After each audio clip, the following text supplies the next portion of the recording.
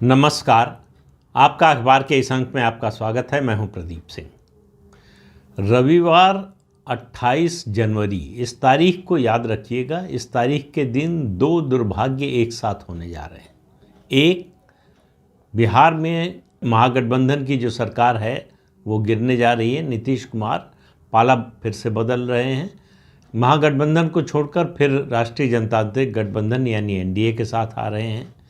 तो दुर्भाग्य तेजस्वी यादव का कहिए, आप महागठबंधन का कहिए, या फिर लालू प्रसाद यादव का कहिए, जिसका भी आप कहना चाहते हो कह सकते हो। लेकिन मेरा मानना है कि दो और का दुर्भाग्य, एक व्यक्ति और एक संगठन। व्यक्ति है राहुल गांधी और संगठन है इंडी अलायंस। ये जो इंडी अलायंस बना, ये पहले दिन से अभिशप्त था टूटने के लिए, बिखरने के लिए और विघटन होने के लिए। तो विघटित हो रहा है एक एक करके एक एक राज्य में ये टूटता हुआ दिखाई दे रहा है। कई राज्यों में स्थिति ऐसी है कि टूट तो गया है लेकिन उसकी औपचारिक घोषणा नहीं हो रही है, लेकिन बिहार से उसकी औपचारिक घोषणा होगी। अब राहुल गांधी का आप दुर्भाग्य, मैं इसलिए कहता हूँ कि राहुल गांधी को देखिए कि जब से राजनीति में आए हैं, 2004 का चुनाव छोड़ दीजिए, जब कांग्रेस पार्टी की सरकार बन गई थी, लगातार उनके साथ दुर्भाग्य उनका पीछा करता रहा है। जो लोग उनके सबसे करीबी थे, उनकी कोठरी के सदस्य माने जाते थे, उनकी चौकड़ी के सदस्य माने जाते थे, एक एक करके सब पिछले 10 साल में राहुल गांधी को छोड़कर चले गए हैं। सबसे ताज़ा उदाहरण, कड़ी में सबसे ताज़ा नाम है मिलिंद देवड़ा का। मिलिंद देवड़ा उस दिन छोड़कर गए जिस दिन राहुल गांधी की भारत जोड़ो न्याय यात्रा मणिपुर से शुरू हो रही थी। ममता बनर्जी ने उस दिन कांग्रेस से सीटों के तालमेल के टूटने की घोषणा की जिस दिन राहुल गांधी की भारत जोड़ो न्याय यात्रा पश्चिम बंगाल में प्रवेश कर रही थी। अब राहुल गांधी की भारत जोड़ो न्याय यात्रा 29 तारीख को यानी 29 जनवरी को बिहार में प्रवेश करने वाली है और नीतीश कुमार 28 को महागठबंधन छोड़कर, इंडी अलायंस छोड़कर एनडीए के साथ आ रहे हैं। तो जो इसको बनाने के लिए निकला था, जिसके कंधे पर इसके निर्माण का भार था, वही छोड़कर जा रहा है क्या, चला गया है। मैंने आपसे 10-15 दिन पहले एक वीडियो बनाया था, जब पहला बिहार के बारे में, ताज़ा संदर्भ के बारे में, तब कहा था बिहार में बहुत कुछ होने वाला है, बड़ी हलचल होने वाली है, बिहार की राजनीतिक धरती कांपने वाली है। तो वो कंपन पूरी तरह से दिखाई देने लगा। लालू प्रसाद यादव आज दिन भर कोशिश करते रहे कि नीतीश कुमार से बात हो जाए, लेकिन नीतीश कुमार ने फ़ोन नहीं उठाया। ये नीतीश कुमार का तरीका है कि जहाँ से जाते हैं वहाँ के लोगों का, साथियों का फ़ोन उठाना बंद कर देते हैं। लेकिन बात हो रही है उस गठबंधन की जो राष्ट्रीय स्तर पर प्रधानमंत्री नरेंद्र मोदी और भारतीय जनता पार्टी से लड़ने के लिए बनाया जा रहा था। ये आपस में ही लड़ भिड़ कर ख़त्म हो रहा है। मोदी से और भाजपा से लड़ने की तो अभी नौबत ही नहीं आई है। उससे पहले ही इसमें विघटन के सारे संकेत, सारे प्रमाण दिखने लगे हैं। पश्चिम बंगाल में ही दोहरा झटका लगा है राहुल गांधी को। पहले ममता बनर्जी ने सीट शेयरिंग से मना कर दिया, बातचीत से, कहा कि हम सभी सीटों पर लड़ेंगे, कांग्रेस से सीटों के तालमेल की कोई बातचीत नहीं करेंगे। फिर सिलीगुड़ी में उनकी यात्रा प्रवेश करने वाली थी, वहाँ रोक लगा दी सिलीगुड़ी में घुसने से, और बहाना बनाया एक बड़ा लचर सा कि सिलीगुड़ी में एक परीक्षा होने वाली है छात्रों की, इस वजह से परीक्षा होने वाली है फरवरी में, यात्रा निकल रही है अभी। तो उसका कोई तुकताल बनता नहीं था। लेकिन सवाल ये है कि क्यों ममता बनर्जी ने ऐसा किया। उस गठबंधन से अभी औपचारिक रूप से अलग नहीं हुई हैं। दरअसल ममता बनर्जी अवसर तलाशती रहती हैं राहुल गांधी को और कांग्रेस पार्टी को अपमानित करने का। क्यों? क्योंकि राहुल गांधी की अगर पूरे राजनीतिक जगत में किसी से सबसे अच्छी पटती है, किसी से सबसे अच्छे संबंध हैं, तो वो सीपीएम के नेता सीताराम येचुरी हैं। ये बात ममता बनर्जी को कतई बर्दाश्त नहीं है।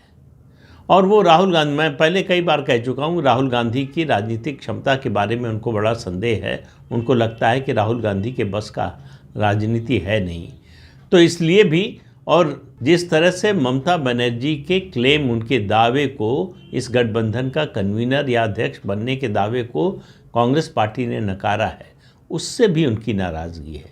तो नाराज़गी के उनके कारण कई हैं और वो नाराज़गी कभी जिस तरह की नेता हैं वो नाराज़गी अपनी छिपाती नहीं है।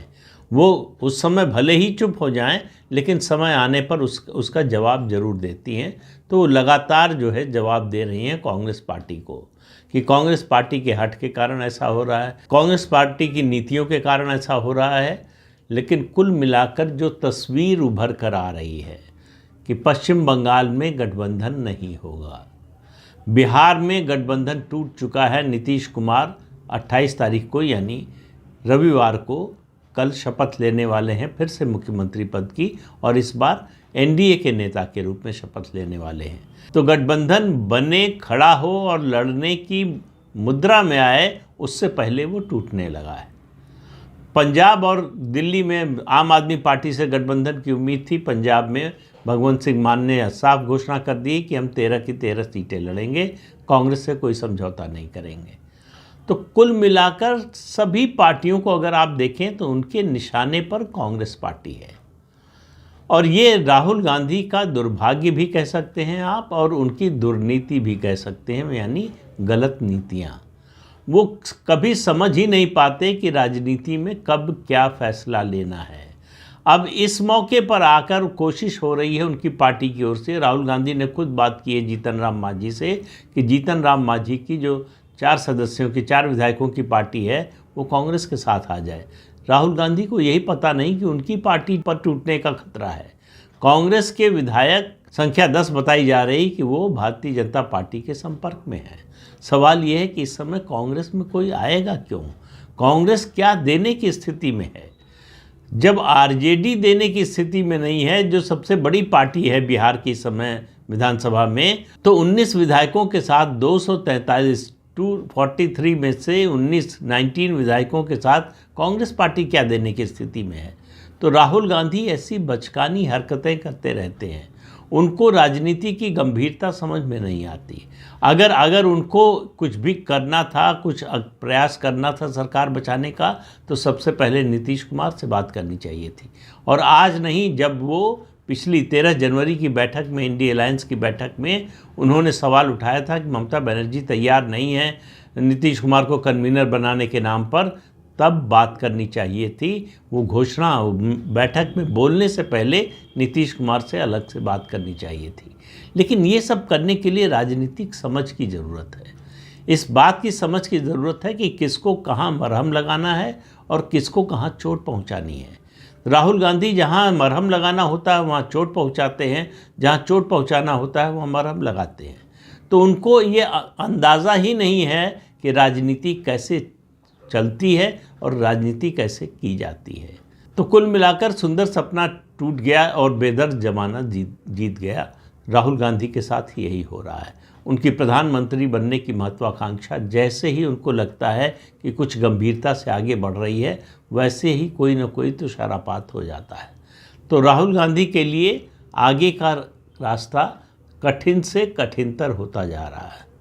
जो गठबंधन में अभी दल बचे हुए हैं, उनका रवैया राहुल गांधी के प्रति क्या होगा, ये आने वाले दिनों में देखने को मिलेगा। हालांकि अखिलेश यादव कह रहे हैं कि उत्तर प्रदेश में कांग्रेस पार्टी से गठबंधन हो जाएगा, लेकिन जब हो जाए तब समझिए, क्योंकि राष्ट्रीय राजनीति में पिछले कुछ सालों से अखिलेश यादव ममता बनर्जी को फॉलो करते रहे हैं, लेकिन अखिलेश यादव की अपनी मजबूरियां हैं। उनको डर है कि कांग्रेस पार्टी अगर अकेले लड़ेगी तो ऐसा ना हो कि उनका मुस्लिम वोट कुछ हिस्सा जो है उसका वो खिसक जाए कांग्रेस की ओर, और इसका बहुत भारी नुकसान उनको उठाना पड़ सकता है।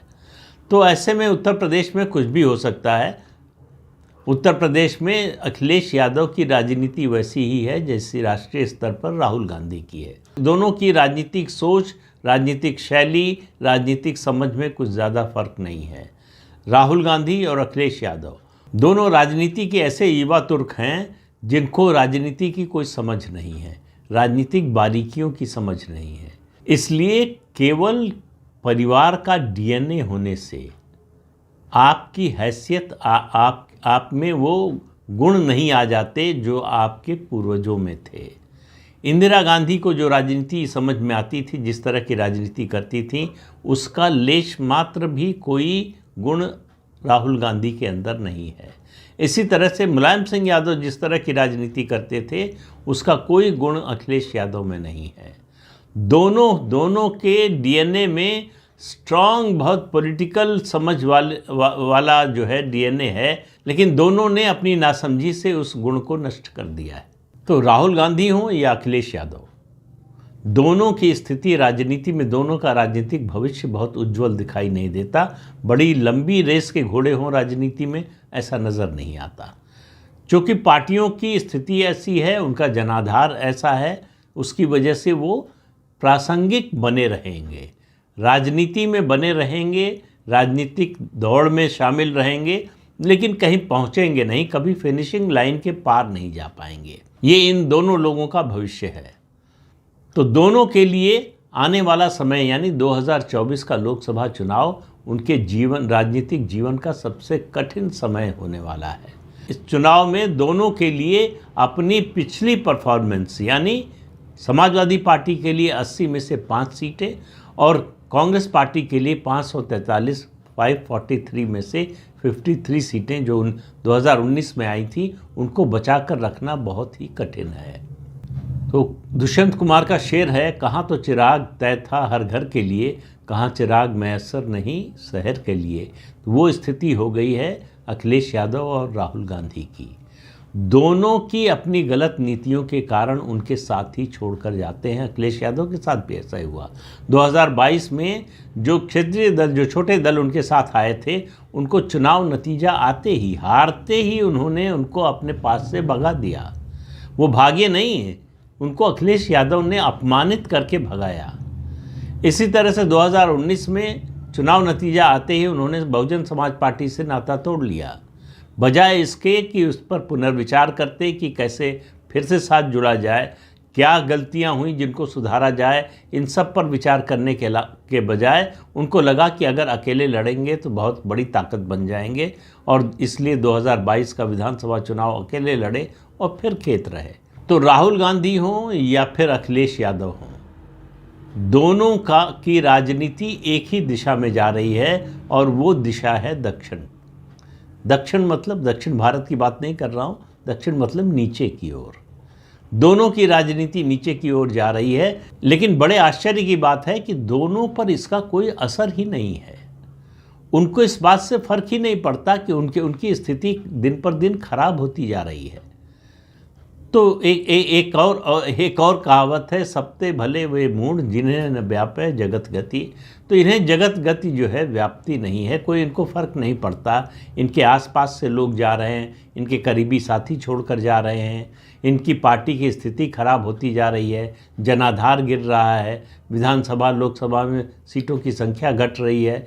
इससे इनको कोई फर्क नहीं पड़ता।